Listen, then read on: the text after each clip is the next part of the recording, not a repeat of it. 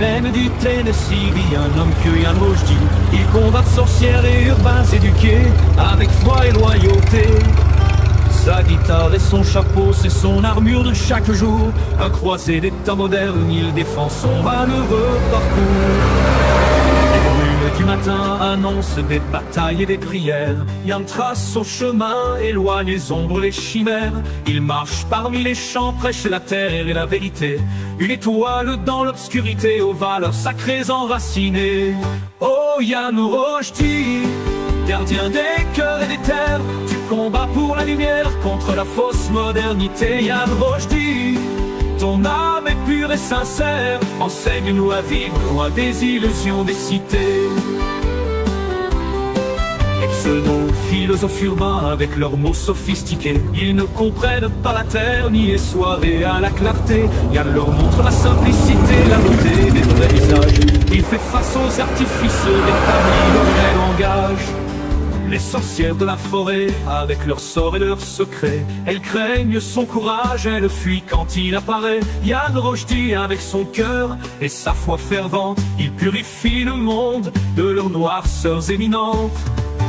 Oh Yann Rushdie, gardien des cœurs et des terres, tu combats pour la lumière contre la fausse modernité. Yann Rushdie, ton âme est pure et sincère, enseigne-nous à vivre loin des illusions des cités. Oh Yann Rushdie, gardien des cœurs et des terres, tu combats pour la lumière contre la fausse modernité. Yann Rushdie, ton âme est pure et sincère, enseigne-nous à vivre loin des illusions des cités.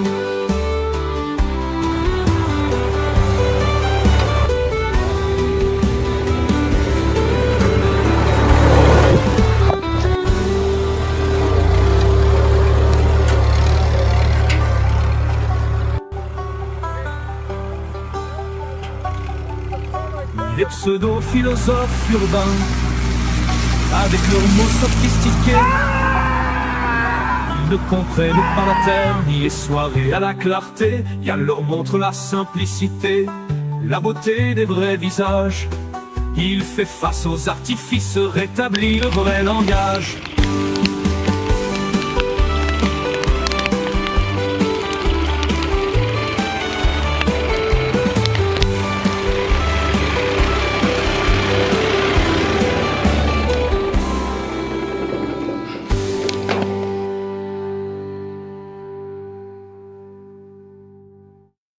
Et bonjour à tous, je m'appelle Yann Rushdie, bienvenue en direct de la Révolution culturelle, épisode du 15 septembre 2024, Magiciens et sorcières 2, épisode 2, les Carolingiens et le Haut Moyen-Âge.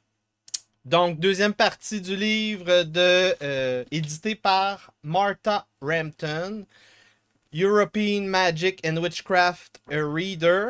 Donc, c'est une compilation, de sources, références historiques sur les magiciens, les sorcières et d'autres choses comme ça. J'espère que vous avez apprécié la nouvelle introduction. Hier, j'ai fait une journée de congé et on a fait ça avec François Aubé sur sa terre, sa baronnie, sa proto-baronnie. Donc, dans la première partie, nous avons parlé des sources et références historiques au centre de l'histoire de la sorcellerie et de la magie remontant à l'Antiquité et au royaume post-romain d'Europe, les Mérovingiens, suivant l'effondrement de l'Empire et l'entrée dans le Moyen-Âge. Dans cette histoire, nous avons vu que 3 personnages tiennent les clés de voûte de la compréhension historique des termes et définitions dans la civilisation chrétienne, qu'on va dire occidentale. Parce que, évidemment, c'est pas exactement la même chose chez les orthodoxes, et je ne suis pas encore féru de ces nuances-là encore avec vous. On va découvrir ça dans les prochaines années. Mais, ce qu'on voit ici, Saint-Augustin, Isidore de Séville, Césarius d'Arles, c'est les 3 figures les plus importantes qu'on a vues au premier épisode. Saint-Augustin, c'est lui qui fait comme la grosse théorie, la grosse théorétique, le système métaphysique chrétien. C'est lui qui va le créer à partir donc des évangiles. Et ensuite de ça, et de l'Ancien Testament. Ensuite de ça, Isidore de Séville, lui, il va systématiser les pratiques, les rites plus tard en augmentant au lexique de la démonologie. C'est un peu lui qui va systématiser là, ce côté-là avant l'Inquisition. Césarius d'Arles, lui, qu'est-ce qu'il va faire? Il va reprendre la théorie de Saint-Augustin et il va la résumer dans des sermons qui vont être partagés aux quatre coins de l'Europe.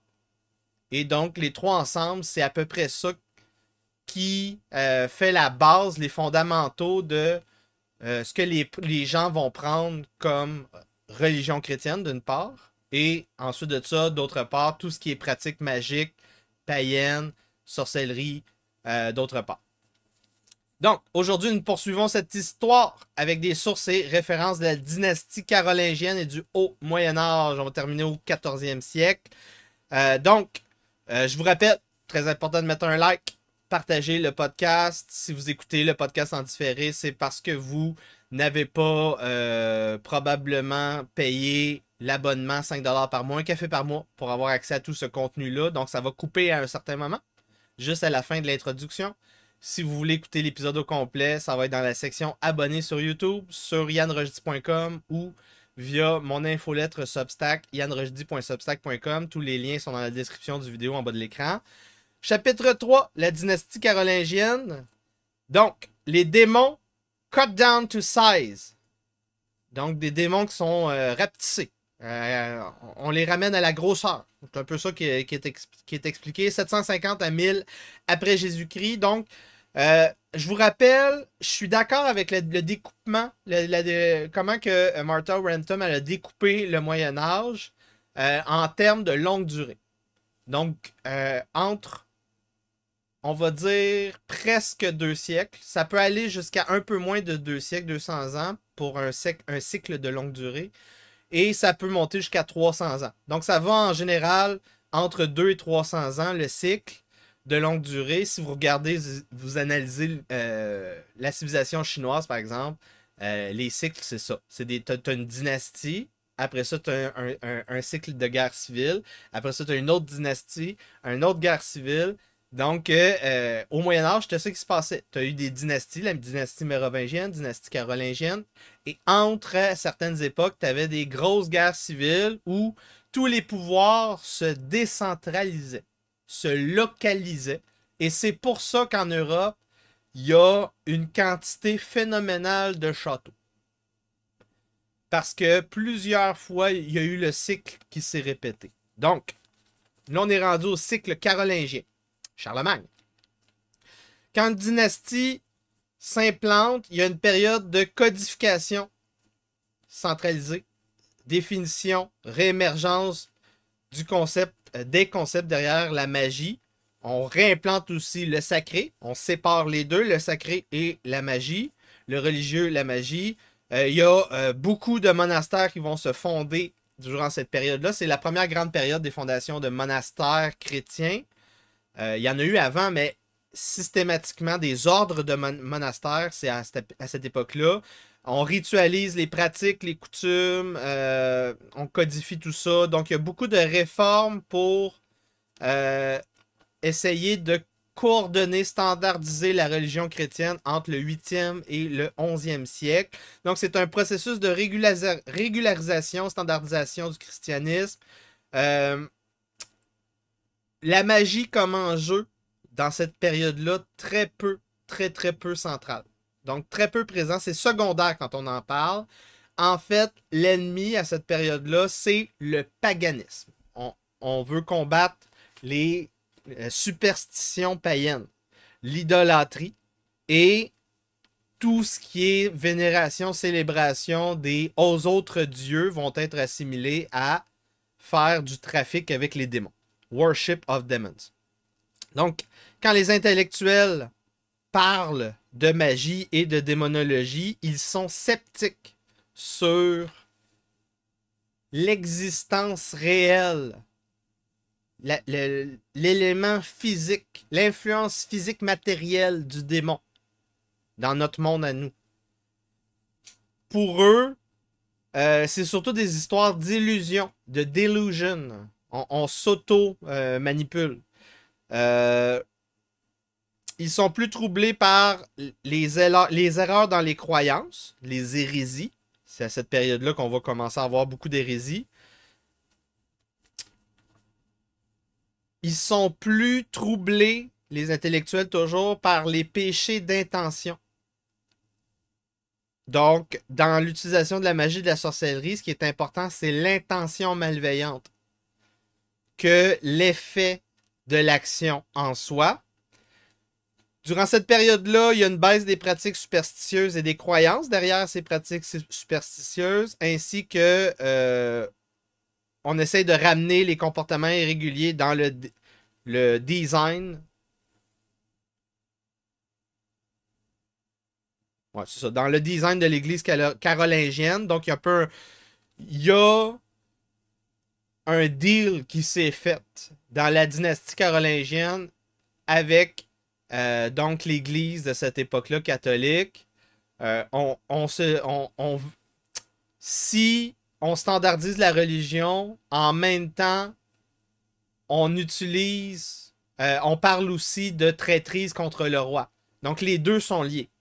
Donc, c'est pour ça qu'il y a comme un petit peu une alliance entre les deux piliers de la société de l'époque. Donc, qu'est-ce qui est clé à l'époque carolingienne? Superstition, paganisme, c'est ça qu'on combat. Il y a un renforcement de l'Église qui va se coordonner avec une augmentation des pouvoirs de l'État. Les deux vont main dans la main. Presque invariablement, les historiens écrivant sur la magie médiévale et les démons qui facilitent la magie étaient des traités comme des phénomènes. Il était traité ces affaires-là, ce trafic avec les démons, comme des phénomènes supernaturels, mais c'est pas exactement une image fidèle à l'époque. Les démons étaient, pour les gens de l'époque carolingienne, des créatures préternaturelles. Donc, c'est pas supernaturel, c'est préternaturel. C'est un autre. Comment ça s'appelle? Pas antonyme, un autre préfixe. C'est un autre préfixe. Préternaturel plutôt que supernaturel. Ce qui faisait qu'ils étaient super humains, mais c'était toujours dans certaines limites matérielles physiques. Donc, il n'y avait pas d'éléments extraordinaires, supernaturels.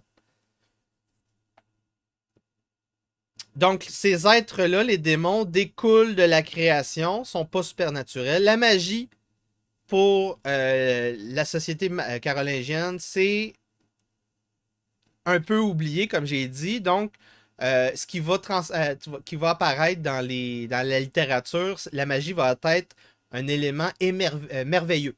Marvel. Un élément extraordinaire, mais explicable. À l'intérieur de l'ordre naturel. Donc, c'est toujours pas supernaturel. La seule créature capable de faire des actes supernaturels, c'est Dieu. Et Jésus-Christ et le Saint-Esprit. Donc, la Trinité. Ces Marvel-là, ils opèrent à travers, souvent, le travail des démons. Souvent. Pas tout le temps, mais souvent. Donc, il y a des habilités qui mystifient, qui sont remarquables. En passant, c'est la racine des mots qu'on découvre présentement. Là, les mots que j'utilise, c'est vraiment des... À partir de cette époque-là, on commence à parler de mystification. On parle de remarquable. On parle de Marvel, merveilleux. Donc, sinon, tu remets en question l'autorité de Dieu. Si tu sous-entends que ces créatures ont d'autres pouvoirs que ce qui découle de leur existence prééternelle, préternaturelle, pas prééternelle, préternaturelle. Si tu soutiens autre chose que ça, c'est un affront envers Dieu. Si une autre créature peut faire des actes supernaturels, c'est un affront à l'autorité, à l'unicité de Dieu. Seul le créateur de la loi naturelle peut jouer avec la loi naturelle. Donc, c'est le début de ce qu'on appelle la loi naturelle comme concept à cette époque-là. Donc, l'être supernaturel est capable de miracles pour guider les hommes. Les démons peuvent approximer les miracles, mais ce ne sont jamais des vrais miracles. L'approximation des miracles, c'est se moquer, c'est blasphémer contre Dieu et sa création, et avoir l'aide des humains pour blasphémer et moquer Dieu, c'est ce qui fait jubiler les démons. Donc, encore une fois, c'est une continuation de ce que les pères de l'Église ont discuté, théorisé dans le précédent épisode. L'Église primitive de cette époque va accorder plus d'importance, moins d'importance aux cérémonies religieuses excessives. À partir de 750, on a déjà un programme très riche de rituels et des observances, dans le fond un horaire, un rythme de vie qui est très très très bien assimilé par la population chrétienne. Donc c'est plus vraiment le temps de créer de nouveaux rituels à cette période-là. La magie est vue comme quelque chose d'antique. Et là, je vous rappelle, on commence à séparer magie et sorcellerie. Donc, la magie, c'était souvent des trucs comme les illusionnistes, là, David Copperfield, ces affaires-là, publiques, pour manipuler les foules. Et c'était souvent politique. Donc, l'élément de magie publique, très souvent masculin, disparaît. Mais là, la sorcellerie, ça reste quand même un petit peu présent. Mais c'est surtout l'élément païen démonique qui va être la contre-culture de l'époque, des croyances de contre-culture. Depuis l'Antiquité, ça se poursuit. Partout dans la population en Europe sont enchâssées des formes rituelles locales. Et l'Église, les gouvernements civils sont un petit peu tannés dans certains cas de ces superstitions-là. Au niveau des changements de perception sur la magie des femmes, 500 à 750 après Jésus-Christ, on a beaucoup plus de leadership. L'épisode précédent, 500 à 750, il y a beaucoup d'ordres monastiques féminins qui sont créés à l'époque mérovingienne. Et donc, il y avait beaucoup de saintes qui ont émergé à cette époque-là. Mais là, à partir des Carolingiens, on va masculiniser un peu tout. On va, ça c'est très très drôle, pour la population en général, il y a une mauvaise perception qui va commencer à apparaître dans la population sur l'efficacité de la magie féminine. Et il va y avoir moins de leadership féminin, moins de monastères féminins fondés, donc à l'époque carolingienne. Mais en même temps, à l'époque carolingienne, il y a moins en moins de nouveaux monastères qui sont créés. Il y a moins de femmes en position de faire des miracles. La magie, les miracles.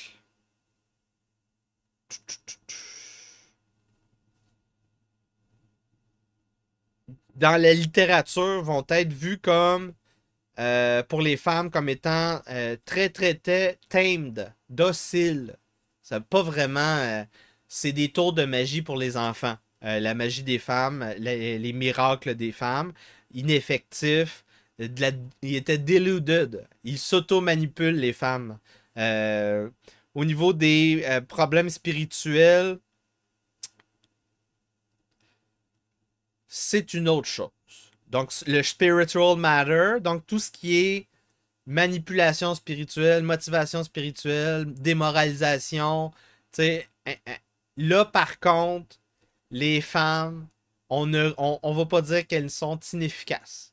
Donc, c'est au niveau des tours de magie qu'on va dire que les femmes sont pas vraiment bonnes, mais au niveau de manipulation spirituelle, là, c'est une autre chose pour ces gens-là. La magie, la sorcellerie, toujours pas centrale, je répète, c'est secondaire partout dans les textes. Par exemple, on va parler dans les textes, les sources que je vais citer tantôt, de mariage, de politique et de biais, on va parler de magie de sorcellerie. Il n'y a pas vraiment d'intérêt à réviser les ouvrages de médecine de l'époque. Comme je vous rappelle souvent, la médecine, la guérison religieuse, la magie, la sorcellerie, les rituels, les incantations, les talismans, toutes ces affaires-là, c'est un petit peu interrelié durant l'Antiquité. Peu à peu, ça se sépare, ça se scinde à travers les siècles. Mais donc, à l'époque carolingienne, il n'y a pas d'intérêt à revisiter les ouvrages de l'Antiquité de médecine qu'il y avait à l'époque pour essayer de séparer les incantations, les talismans, toutes ces affaires-là de magie, de sorcellerie, de la médecine. Donc, il y a beaucoup d'ouvrages que je vais citer de médecine qui sont des ouvrages de magie et de sorcellerie aussi, en même temps.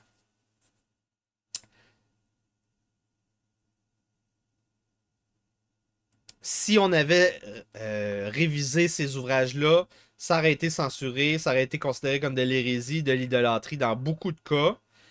Ces ouvrages-là, ils n'étaient pas révisés parce que c'était des ouvrages pratiques, des manuels.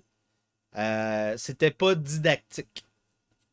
Donc, des healing manuals, des livres de collecte d'herbes.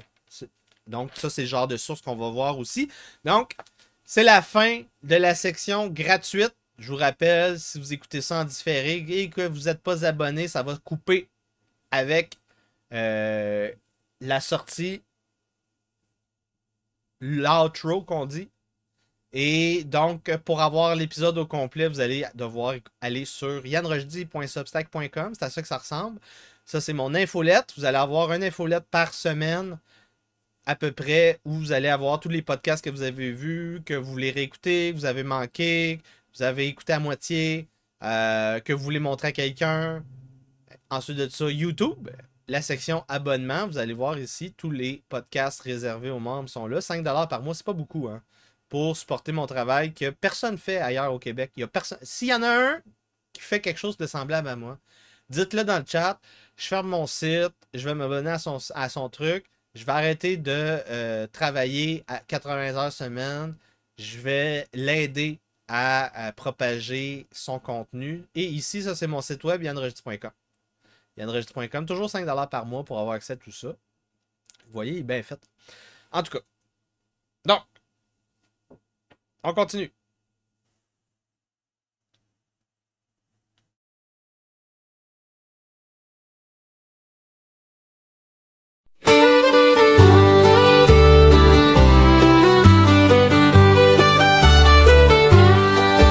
Dans les plaines du Tennessee vit un homme que Yann Rojdi. Il combat sorcières et urbains éduqués avec foi et loyauté. Sa guitare et son chapeau, c'est son armure de chaque jour. Un croisé des temps modernes, il défend son valeureux parcours. Les brumes du matin annoncent des batailles et des prières. Yann trace son chemin, éloigne les ombres, les chimères. Il marche parmi les champs, prêche la terre et la vérité. Une étoile dans l'obscurité, aux valeurs sacrées enracinées. Oh Yann Rojdi, gardien des cœurs et des terres, tu combats pour la lumière contre la fausse modernité. Yann Rojdi, ton âme est pure et sincère, enseigne-nous à vivre loin des illusions des cités.